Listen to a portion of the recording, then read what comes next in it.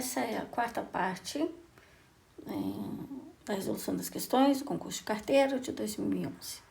Em um bairro onde as casas foram todas construídas de acordo com o projeto padrão, os lotes têm 12 metros de frente. Em cada lote, a caixa de correspondências fica sempre na mesma posição e os postes de iluminação pública são espaçados em 50 metros. O carteiro que entrega correspondências nesse bairro percebeu que a caixa de correspondências da primeira casa, de uma rua bastante longa, fica exatamente atrás de um poste de iluminação. Nesse caso, caminhando nessa rua, desconsiderando os possíveis espaços entre dois lotes vizinhos, até que encontre a próxima caixa de correspondência atrás do poste de iluminação, o carteiro deverá percorrer uma distância igual a tantos metros. Bom, o mais difícil na questão está na interpretação. Então, aqui está a primeira casa da rua. Ao lado dela temos uma segunda casa. E eu estou fazendo grudadinha porque ele fala para desconsiderar espaços entre os terrenos, tá? É isso aqui.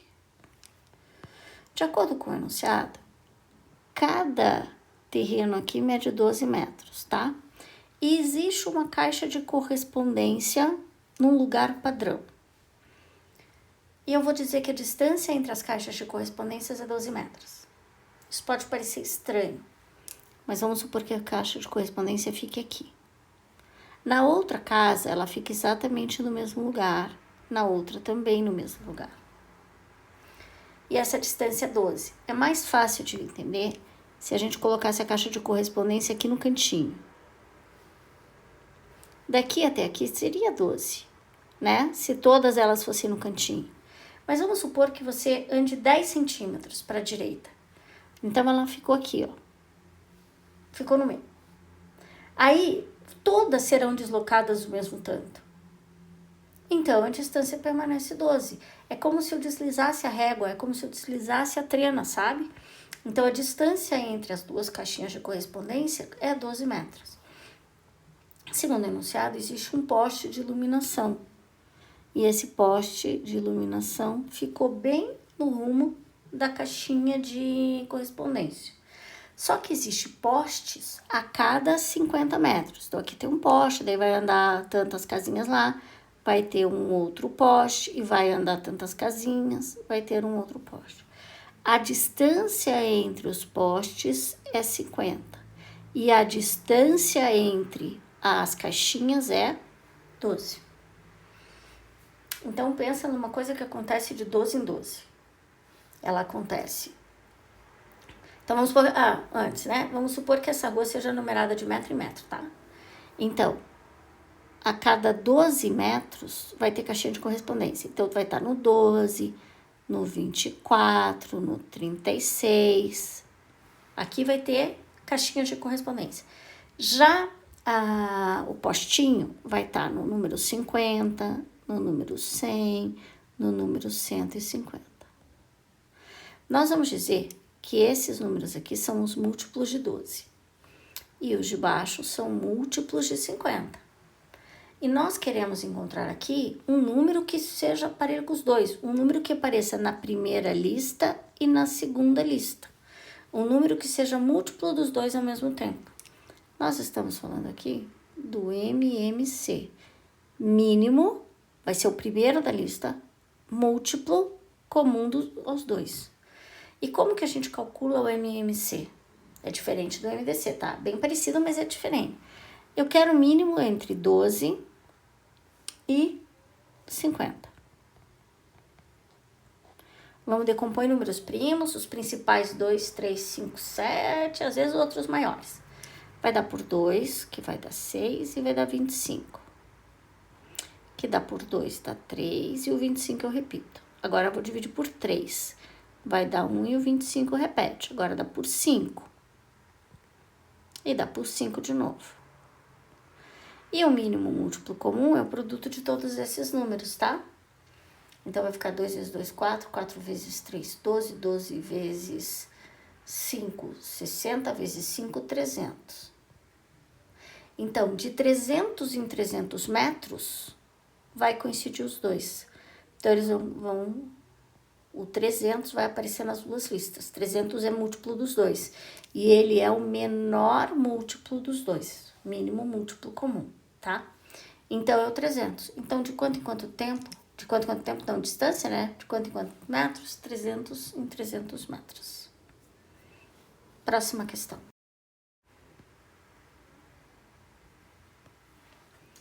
Nas correspondências que deveria entregar, o carteiro Carlos passou 7/10 delas para o carteiro Jorge.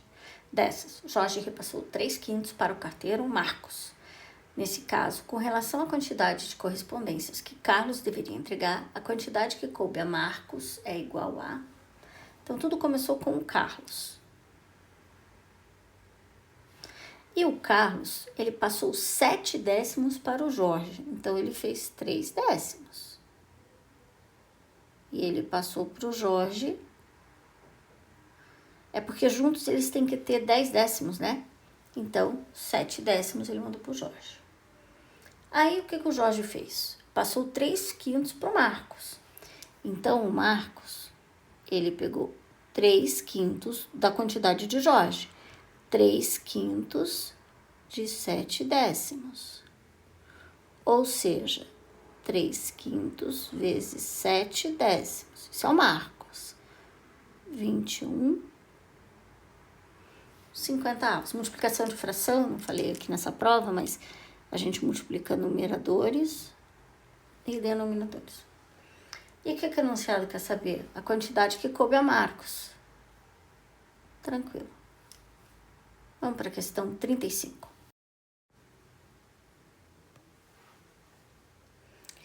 Se a agência dos Correios de uma pequena cidade presta diariamente 40 atendimentos em média, e se em razão das festas da cidade a média de atendimento diários passar a 52, então nesse caso haverá um aumento percentual de atendimentos de...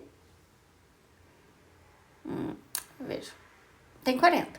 Se aumentar 40, aumentou 100%. Então, se aumentar 40, aumentou 100%. Mas como passou para 52, significa que aumentou só 12.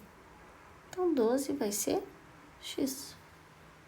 Agora é só multiplicar. 40x igual a 1.200. Divido tudo por 40 e x vai ser igual a 30. Vamos para a próxima questão.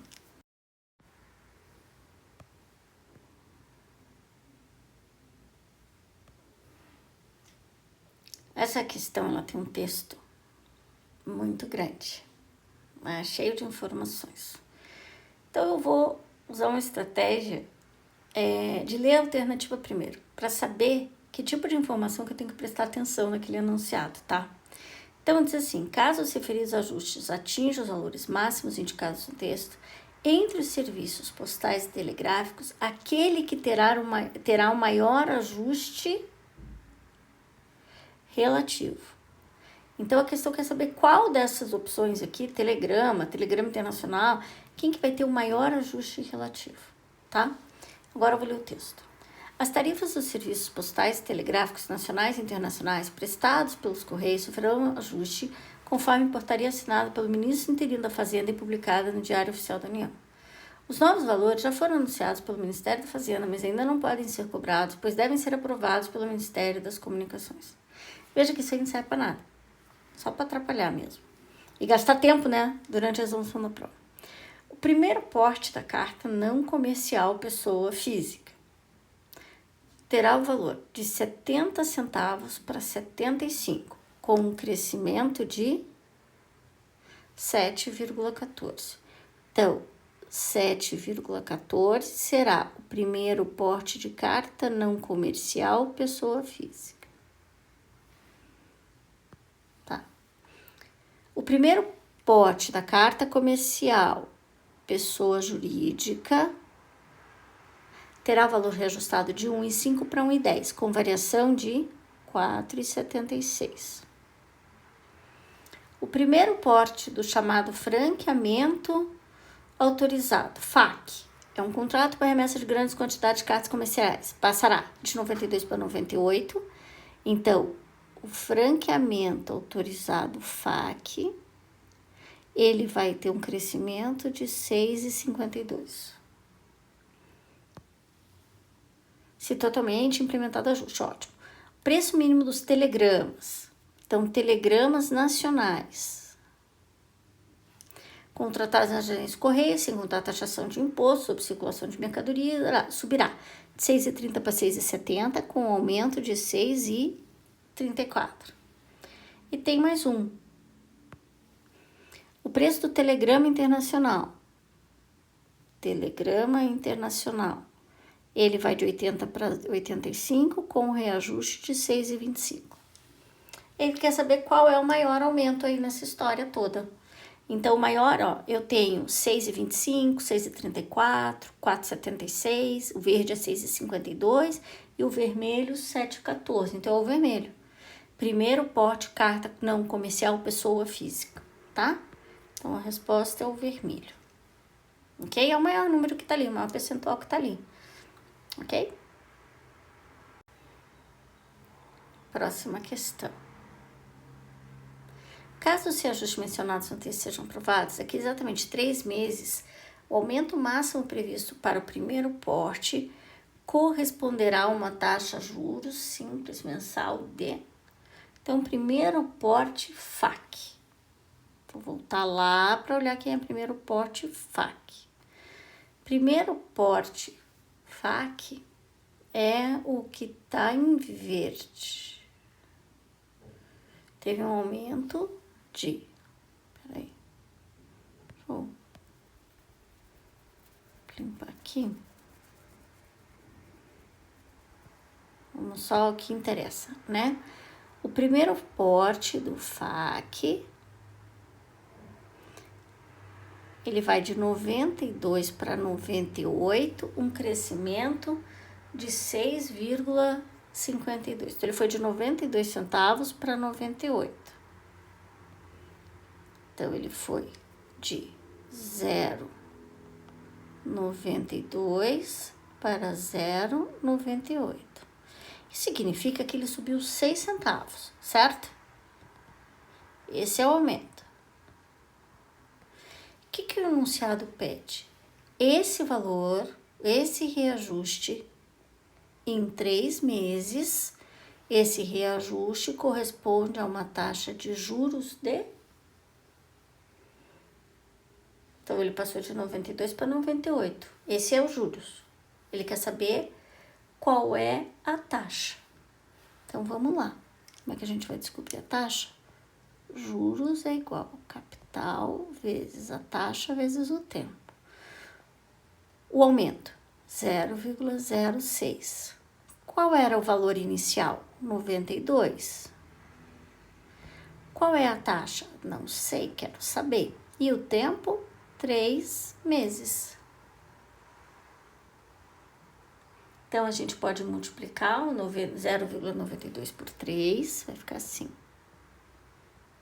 0,92 vezes 3 dá 2,76.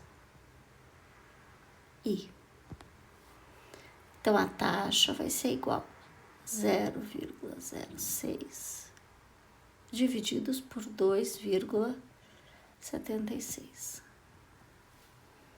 E aí, dividindo, eu vou achar 0,0217.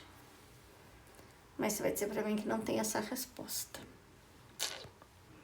Antes que você diga isso, vou te mostrar uma coisa aqui.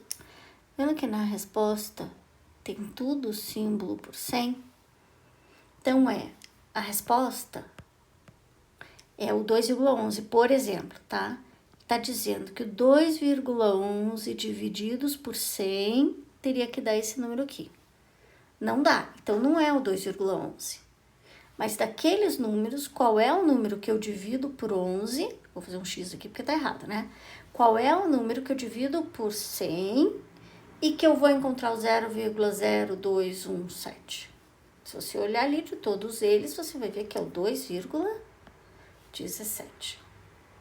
Ok? Então, vamos para a próxima questão, mas vai ficar no próximo vídeo.